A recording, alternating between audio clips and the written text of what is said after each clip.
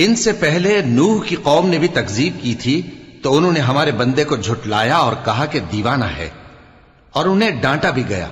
تو انہوں نے اپنے پروردگار سے دعا کی کہ میں ان کے مقابلے میں کمزور ہوں، بس تو ہی بدلہ لے لے۔ پس ہم نے زور کے مے سے آسمان کے دہانے کھول دیے اور زمین میں چشمے جاری کر دیے، تو پانی ایک کام کے لیے جو مقدر ہو چکا تھا جمع ہو گیا۔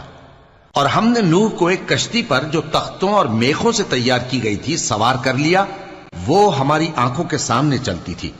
یہ سب کچھ اس شخص کے انتقام کے لیے کیا گیا جس کو کافر مانتے نہ تھے۔ اور ہم نے اس کشتی کو ایک نشانی بنا چھوڑا، تو کوئی ہے کہ سوچے سمجھے؟ سو دیکھ لو کہ میرا عذاب اور ڈرانا کیسا ہوا۔ اور ہم نے قرآن کو سمجھنے کے لیے آسان کر دیا ہے، تو کوئی ہے کہ سوچے سمجھے؟ قوم عاد نے بھی تکذیب کی تھی، سو دیکھ لو کہ میرا عذاب اور ڈرانا کیسا ہوا۔